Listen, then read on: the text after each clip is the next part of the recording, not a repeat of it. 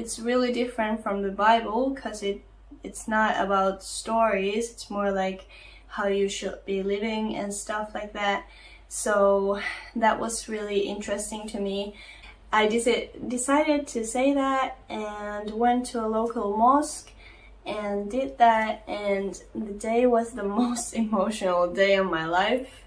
I was crying the whole day, and it was just really emotional, and I felt bad because I didn't tell my mom that I was going to do that. And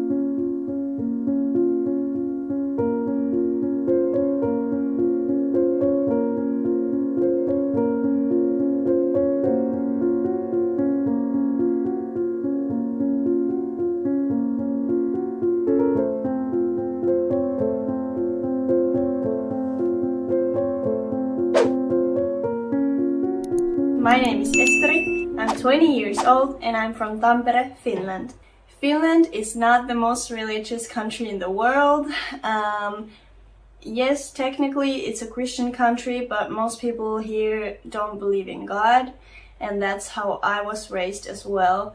I grew up in a really small town called Harola, where there is probably 200 people living there, so everyone knows each other, and a religion wasn't a part of our lives. I didn't know anyone who was a believer and so on. So yeah, so my mom doesn't believe in God. She does believe in some higher power, but doesn't really believe that it's God specifically. So she wanted to raise us the way that when we grew up, we could decide for ourselves if we wanted to believe in something or if we didn't.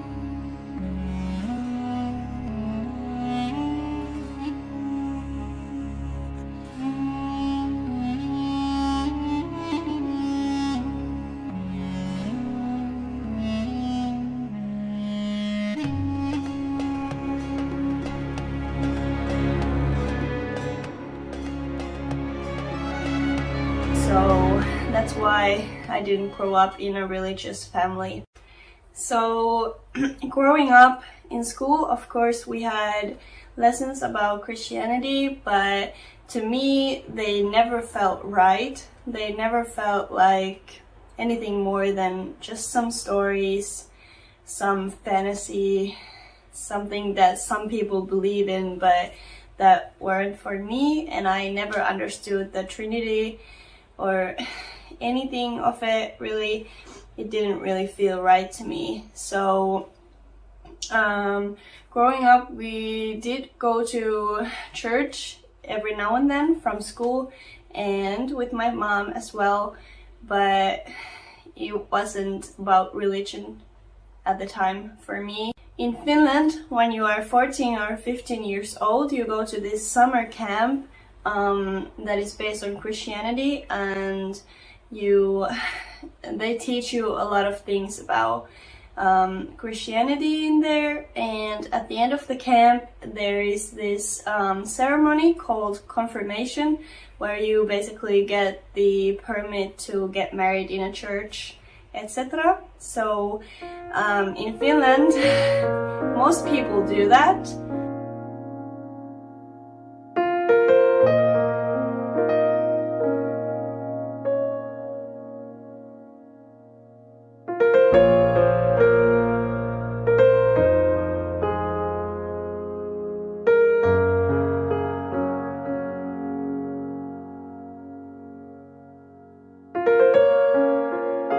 So that's probably why most people do that. At least for me, that was it. And for everyone I knew, it was about the party and not about the camp that much, and not about the religion at all. So when I was 16 years old, I graduated from the elementary school and decided to move to Tampere, which is one of the largest cities in Finland.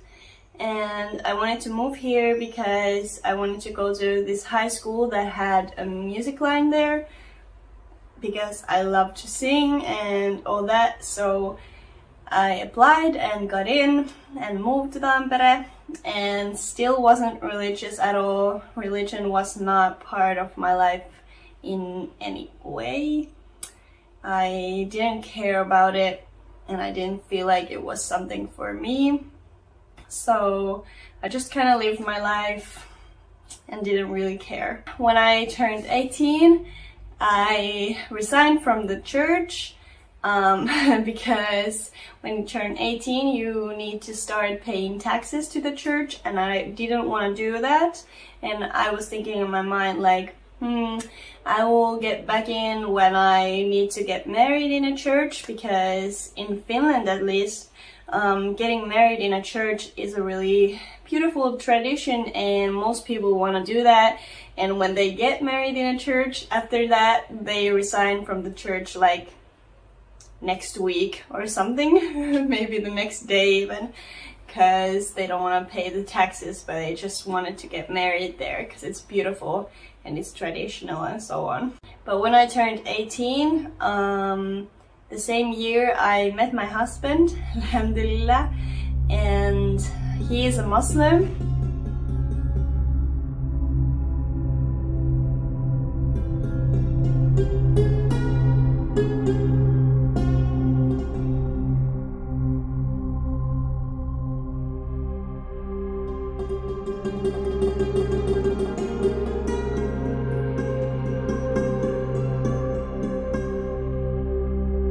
He has been born into a Muslim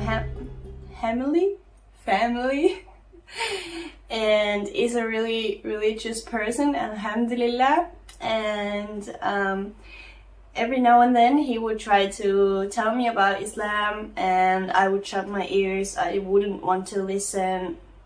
I was just like, oh, don't talk to me, please, can we talk about something else?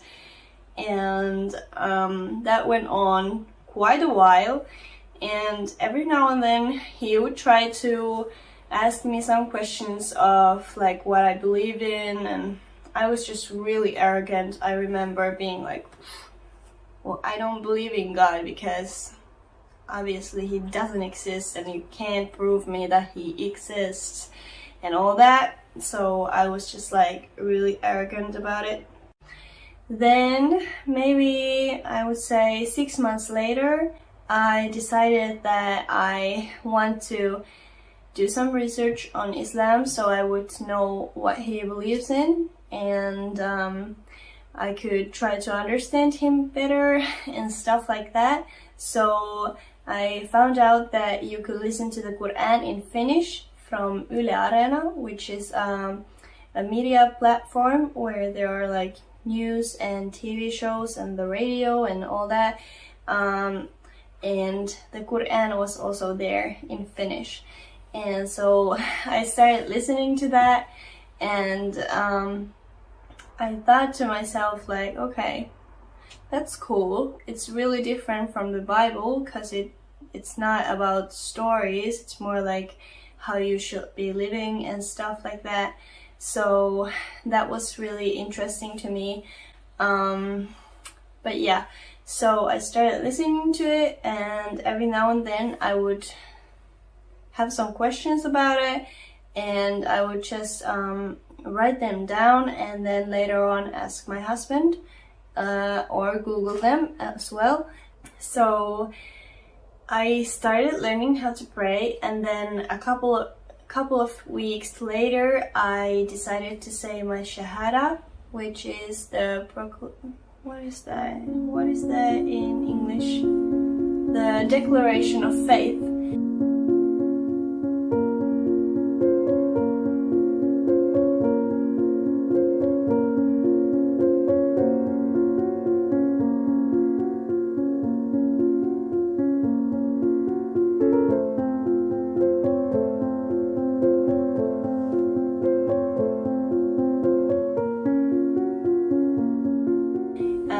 Uskon tunnustus in Finnish.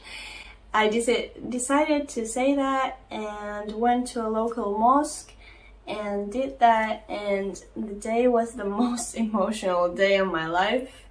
I was crying the whole day, and it was just really emotional, and I felt bad because I didn't tell my mom that I was going to do that, and she didn't have any idea that I was converting to Islam.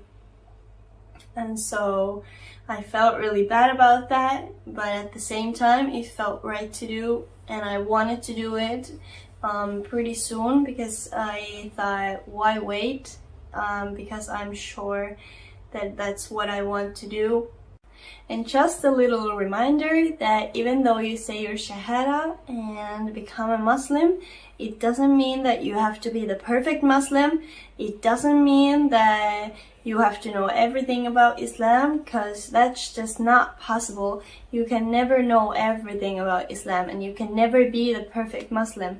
You just need to try your best, and God will understand, and God will be forgiving and merciful to you, and He will guide you in your life when you ask for it. And yeah, so please be kind to yourself and don't expect too much from yourself, because you cannot be perfect. You just need to try your best, and that's all that counts, and God knows that. And I think that's also a good way to end this video, because I think this might be quite a long one, so I don't want to make it any longer. So thank you so much for watching. If you lasted the whole video with me, thank you, thank you, thank you. You are amazing, and peace and blessings be upon you. And yeah, so bye!